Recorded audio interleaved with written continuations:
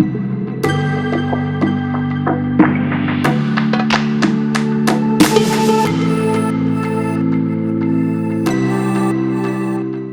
let's hear, we've heard, the perspective there from the Commission. We're going to hear some more thoughts now from farmers, from researchers, the farmer, the researcher, and also the MEP perspective. So again, you can put questions in the Q&A, keep them super short. What do we want to talk about? Well, we just kind of want to hammer home this take up of the FAB measures. So what is needed? What is expected from the new CAP, how the CAP can support these needs. So I hope that these good speakers have listened to what has come before from the Commission and they can kind of refer to that in their conversation. I don't know, do we have a screen with the names? We might not. If we don't, I can ask everybody to come and join me. So if I don't see one, that was my bad. I'll know that we don't have one. So in that case, I will ask you all to come and join me. There we go. We do. We absolutely do have that screen. I remembered we had that screen. It hadn't been there. I thought, oh, maybe they decided that it wasn't useful. So Jérémy de Serle, he's an MEP Agriculture and Rural Development from Renew. He is also the shadow rapporteur for the new CAP, a member of the Committee on Agriculture and Rural Development, and a farmer. So keep that slide there a moment. We also have Christoph Hansen. So he's an MEP from EPP, and he's a member and substitute member of many committees, including on environment, public health and food safety. You see that there. We have Joris Baker, who is an arable farmer in the southwest of the Netherlands, and he's former president of the European Council of Young Farmers. He's vice chairman in the Working Party on Phytosanitary Questions for Copa Cogeca, who, as you all know, represents multiple farmer organizations at regional, national and EU level, and he does hold key positions in other organizations, not least the National Farmers Organization of the Netherlands. And our hardest working speaker today is, of course, Felix Weckers. He is practitioner and researcher in plant-insect interactions and conservation biological control. So we can lose the screen and we can actually see all of my lovely speakers. Here we have Joris, we have Felix, who else do we have? We have Jérémy, and do we have Christoph? Let's have a look. No? Okay, we're not sure if the camera is being activated, so no worries, no stress there. A reminder to our audience that they can ask questions. Welcome to all of you.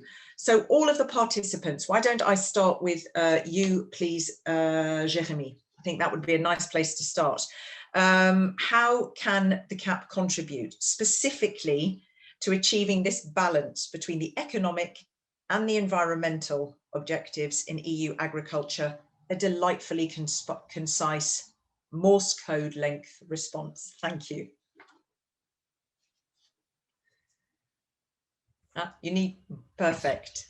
And just one moment, I beg your pardon. They may wish to bring Christoph to the screen because I can see he's there. I beg your pardon, Jérémy. There we are, Christoph. You are there. Fantastic. Okay, off you go, Jérémy.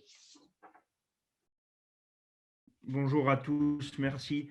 Je voudrais commencer par saluer l'ensemble des participants et puis peut-être plus particulièrement mon collègue Christoph Hansen, que je salue, et puis aussi Joris Beck, que j'ai eu la chance et l'honneur et aussi voilà, le bonheur aussi de travailler avec lui chez les jeunes agriculteurs quand j'étais moi-même président des jeunes agriculteurs.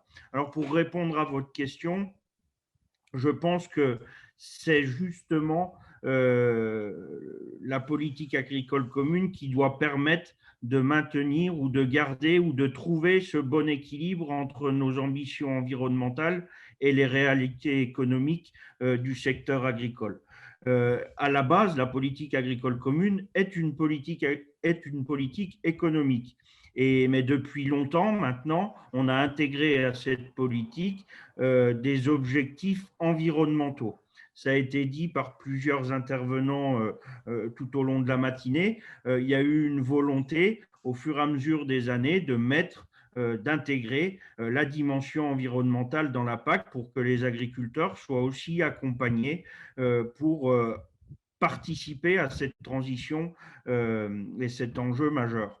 Je pense que là où nous devons travailler, c'est ce qui est fait avec les éco-schemes, c'est à modifier un peu le processus. On avait l'habitude dans les PAC précédentes à travailler plutôt sur la contrainte via la conditionnalité des aides, en demandant finalement aux agriculteurs des 4 coins de l'Europe de respecter une réglementation qui malheureusement n'était pas toujours efficace parce qu'on n'était pas justement basé sur des résultats et sur des réalités de terrain.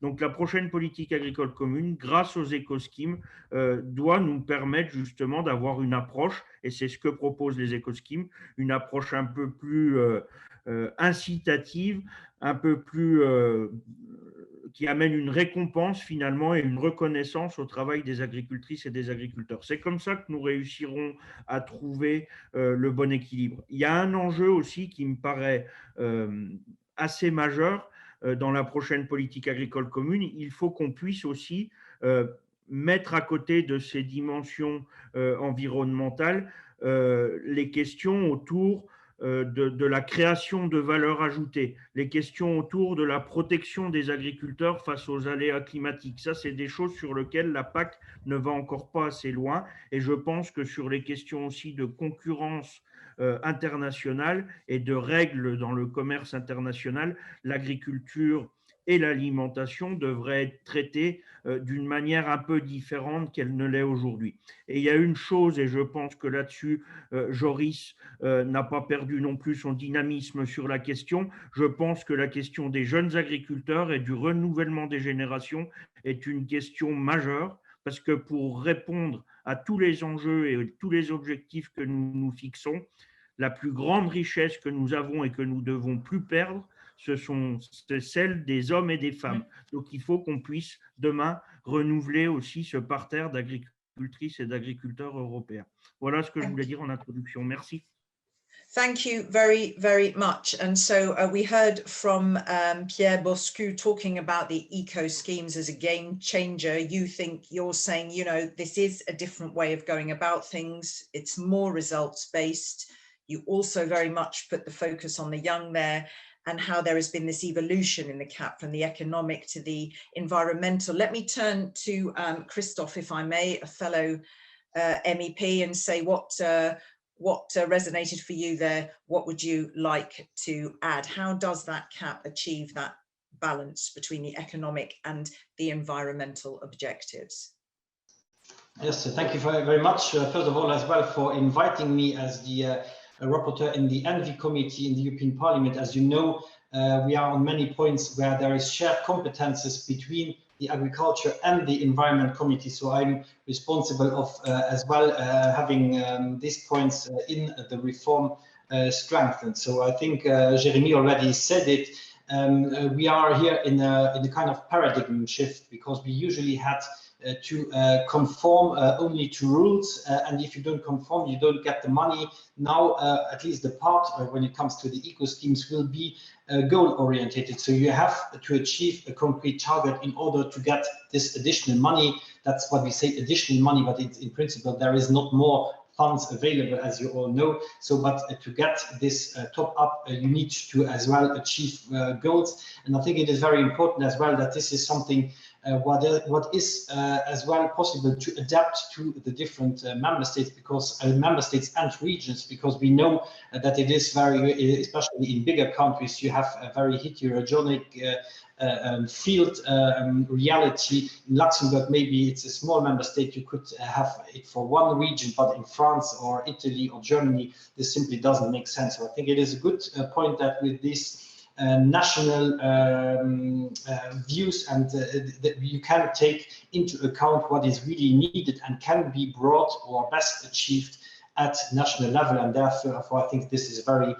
beneficial. But some people of course criticize that we take away the C, so the common of the agriculture policy. I don't agree to that, because we have, of course, as well, the so-called GAEX, which the farmers have to comply with in order to get their payment under the first pillar. So there are as well many points where we believe this is going strongly into the right direction as well, to have common conditions for our farmers. For example, when we are talking about the GAEC 4 on the buffer stripes along rivers and water, I think that is something people you don't like it everywhere, because as well there we have differences in the region. So that's why we have a certain flexibility for member states with a lot of irrigation system, for example. But I think it is important, because water, of course, is where biodiversity happens as well.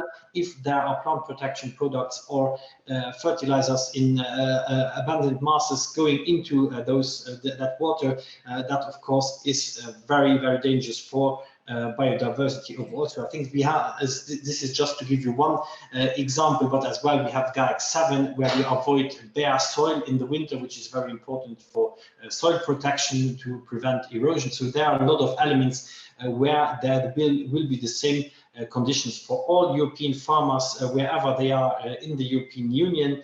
And then just to come back for the eco schemes, we know where this is coming from as well. We have to have the alignment or the coherence with the Green Deal. I think that is something very important to say. Why wasn't it foreseen in the initial proposal? Well, because this was already done before this legislation, so before the new Commission with Ursula von der Leyen entered into mandate, and there had to be under the Green Deal certain adaptations to be made, and that's why we believe as well for the eco schemes we will probably need a learning phase. We have to still negotiate with the Council of how long this learning period should be, but I think this is important as well to take up then the objectives of the Green Deal when there will be the legal points, the legal texts be decided. So that's why there will be probably, we have still to negotiate, as I say,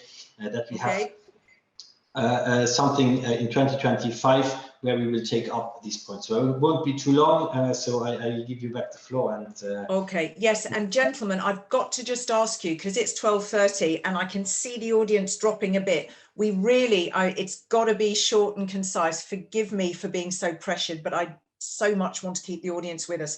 Can we hear something different perhaps from Joris? I mean, maybe don't speak again of the eco schemes, but just refer, but anything that you didn't hear yet in terms of how the CAP can contribute to achieving this very important balance? Well, thank you, Catherine, and I'll try to be as brief as possible. But I do want to underline that it's important when we look at the CAP that we don't forget to acknowledge that the CAP payments still play an important role in farmers' income.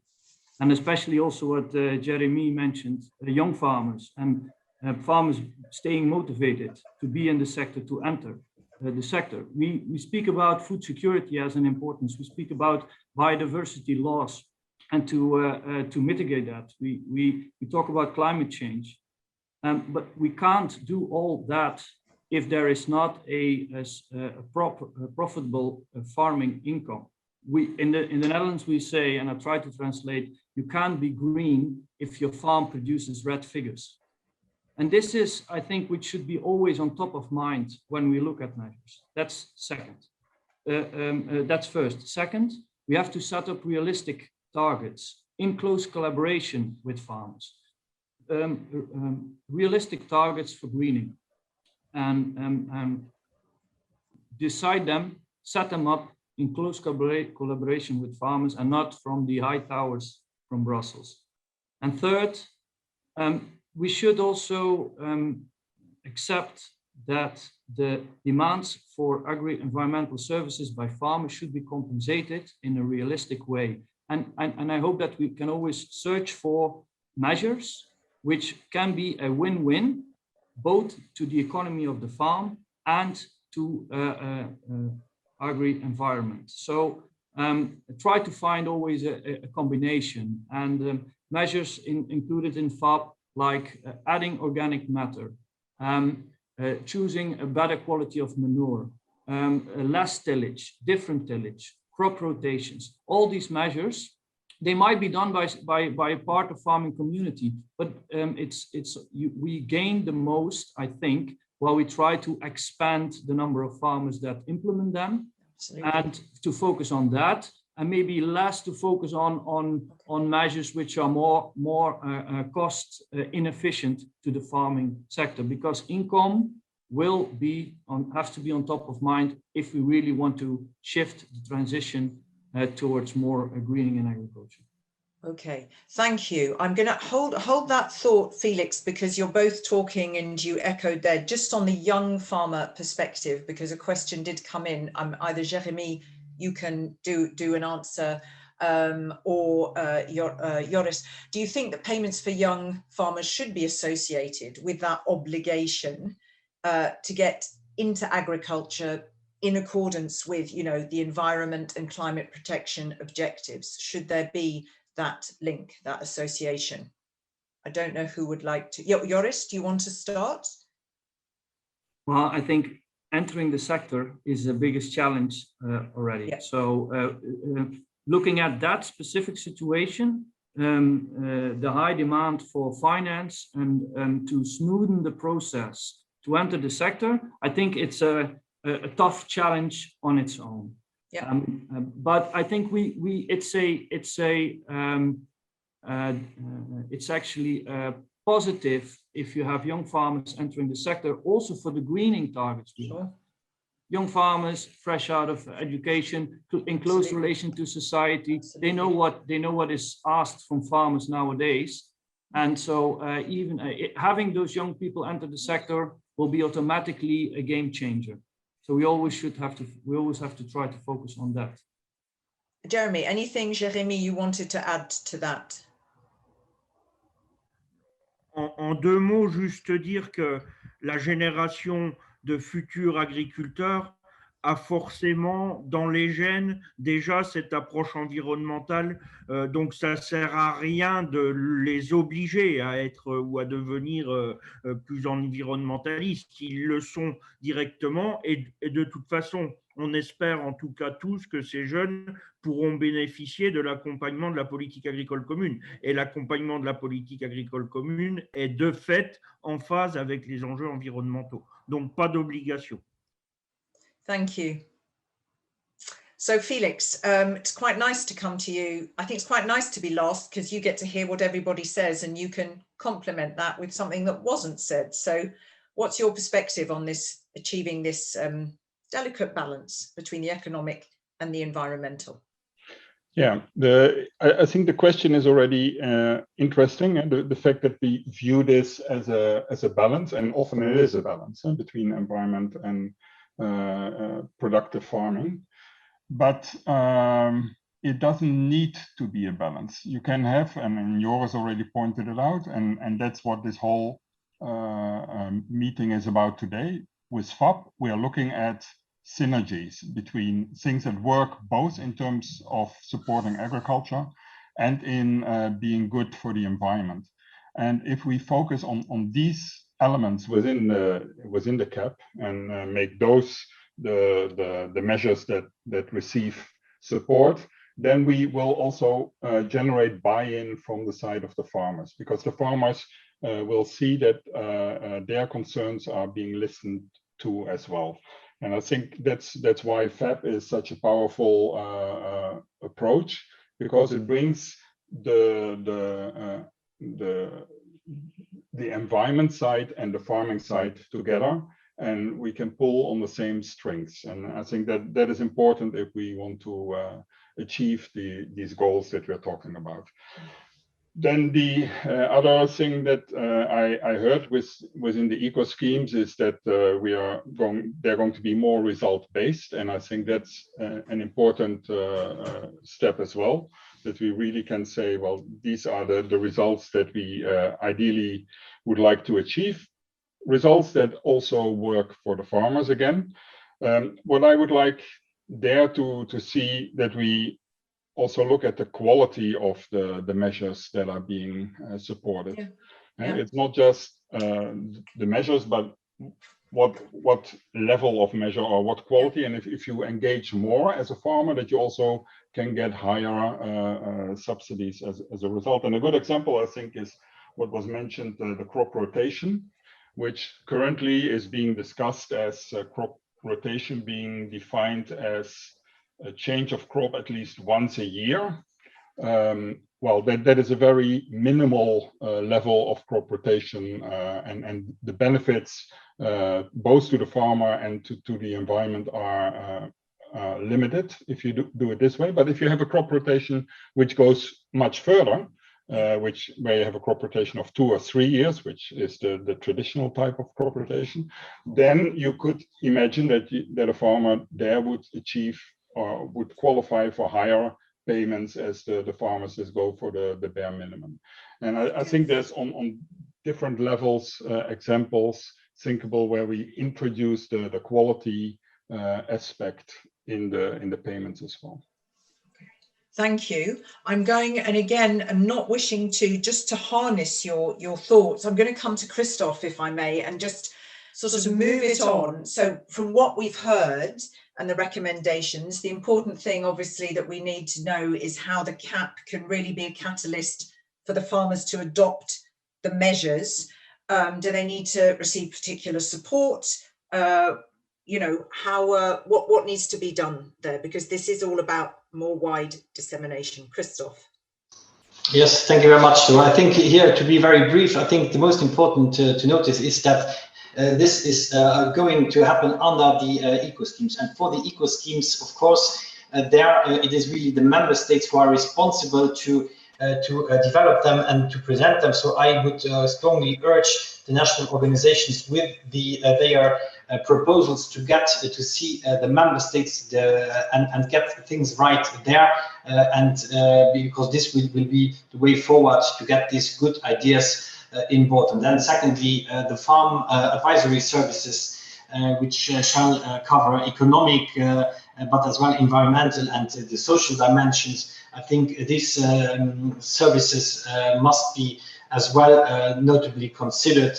So these 2 points are for me very relevant to get the FAB up and running. Thank you very much. And Jeremy, the same question to you. I mean, here we talked about, you know, the member states really need to be a part of this with eco schemes, and a learning phase is very likely needed, and the importance of advisory services. What do you say? How can the CAP be a real driver for farmers to pick up and implement these FAB measures? Je crois comme Christophe que effectivement les éco-schemes et leur efficacité et la période d'apprentissage doivent vraiment nous permettre d'emmener les agriculteurs sur la bonne voie et de répondre aux enjeux.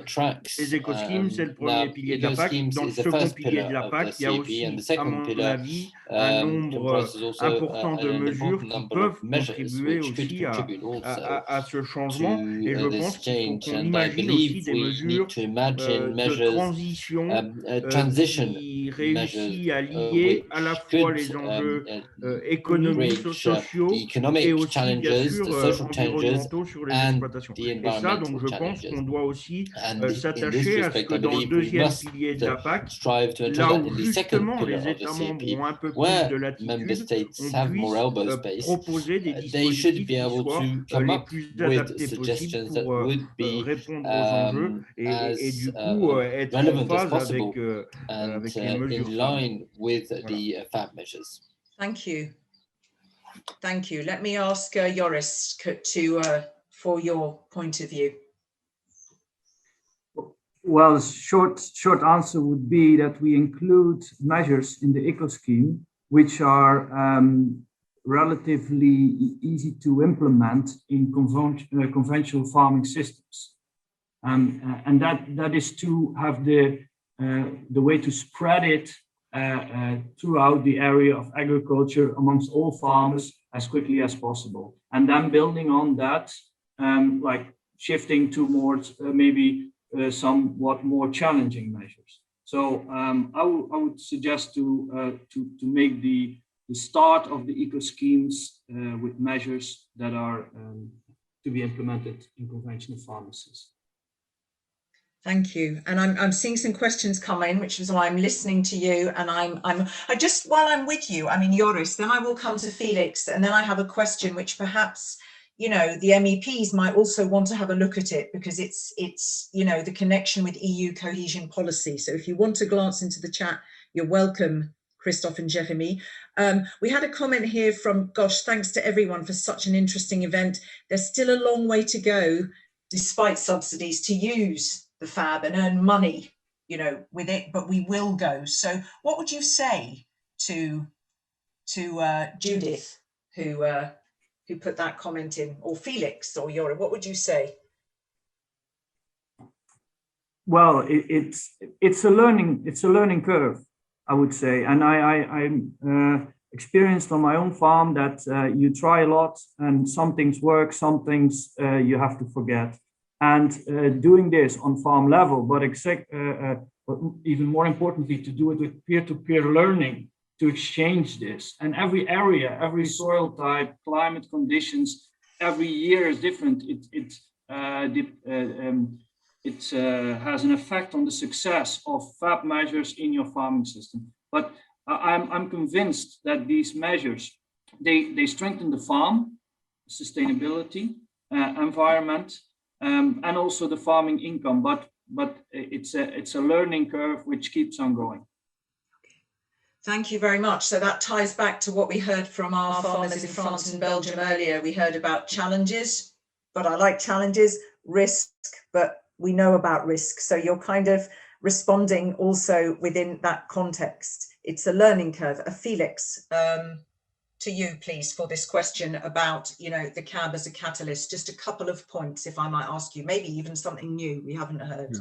Well, just also to get back to the question in the chat, that's indeed the great thing about CAB, is that what I've been saying before, that this is something where we can go together. It's not that we stand against each other, but we do it jointly, and we can benefit all from it. So that's great to be working on a win-win. And when it comes to the CAP and the financing, I think it's we've been talking about the payments for the farmers, which is of course important. Where also I again like to reiterate that we should have. It's good to have easy, basic eco schemes where people can start, but we should also have ambitious eco schemes where the innovative farmers, pioneering farmers who already are further ahead can go, and other farmers can actually experience this from their peers. And I also would like to see that there's support, financial support going towards the supportive structures. And the advisory system is one example of a supportive structure. But there's also demonstration farms, which are very important for this kind of thing. We should make sure that these demonstration farms are present and in every area, so that farmers can see it for themselves. And when we are talking about peer-to-peer learning, where farmers often, some farmers really engage a lot of their time and effort in these kind of things, it would be good if those farmers would could get some kind of financial valuation for the work that they put into this as well. So these are all examples of these supporting structures, and that we need in order to make this a reality. Thank you. So I'm seeing just small declining numbers in the audience. I think they're getting hungry. So I'm going to shortly bring this, just one, and I think it's a very important question. So feel free, who would like to answer, perhaps our MEPs. This project is funded by Interreg, so really European territorial cooperation. So it's within this context of EU cohesion policy. So surely it is useful to address these questions also in that context of regional development and cohesion amongst the different European regions. Any thoughts on that from Christophe or Jeremy or? Nobody, or you're all too hungry? Yes, Felix? Well, I can say a bit about this because a part of the project is that we actually exchange experiences. The last year this had to be done electronically, but the idea was that actually farmers would be able to also move across borders and talk to their peers and their colleagues in other countries and see what's happening there, so that we have this active exchange within the wider region. Okay, thank you. Before I close this, any last sentence that you didn't get to say, that you will go away and be very cross with the moderator because there's something you need to give as an audience takeaway? Christophe, Jeremy, yep, Christophe, there you go. You see, there's always one, and so there should be. Yes. Yes, thank you very much. No, I had to raise my hand before when we are talking young farmers. Oh, sorry.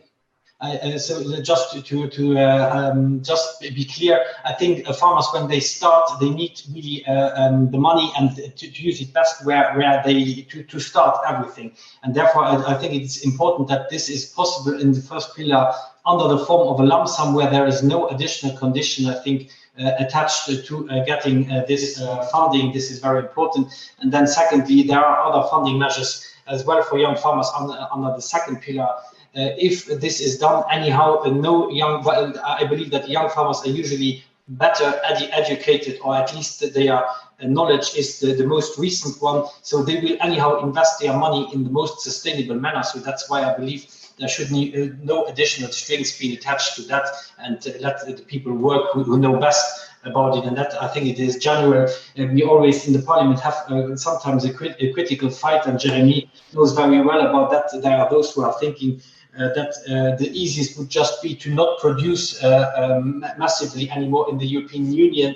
But there would be then, of course, the problem that we would fall under a dependency of imports where we don't have any more control on quality. And then finally, I think the consumer would be the worst off with that situation. That's why it's very important to work hand in hand with the farmers community to really get things done on the fields, because for me, the farmer is the solution and not the source of the problem. And I think we have to better defend this in the outside world. Thank you. Actually, I think that's a really nice... no, I was about to end on it. Jeremy wants to say one more word. The farm is the solution, not part of the problem. We heard about the necessity of making that shift with the average consumer. Go on, Jeremy, last word to you. Non, mais ce sera très court, mais c'est pour aller dans le sens de Christophe. Effectivement, on doit encourager la jeunesse agricole et les futurs porteurs de projets, mais on doit bien sûr aussi, pour avancer, reconnaître un peu plus ce que les agricultrices et les agriculteurs européens d'aujourd'hui apportent, ont apporté et apporteront encore demain. Et ça, je pense que dans toutes les stratégies qui sont aujourd'hui en discussion au niveau européen, que ce soit la PAC en ce moment, que ce soit le Green Deal, la stratégie biodiversité ou encore la stratégie Farm to Fork, il faut en premier lieu, au-delà de se fixer des objectifs de résultats où on va contraindre encore des secteurs d'activité, il faut en premier lieu reconnaître le travail qui a déjà été fait. C'est notre meilleure façon d'encourager, de motiver et de dynamiser le développement des exploitations agricoles pour qu'elles soient encore meilleures demain. Donc tout ce qui nous permettra au travers de la PAC, des autres politiques, à faire ceci, nous devons en tenir compte. Thank you. I was going to do, so there you go. Plus de carotte et moins de bâton. No, I deliberately was more carrot, less stick. There you go. And the interpreters will kill me for sticking in that rubbish French there.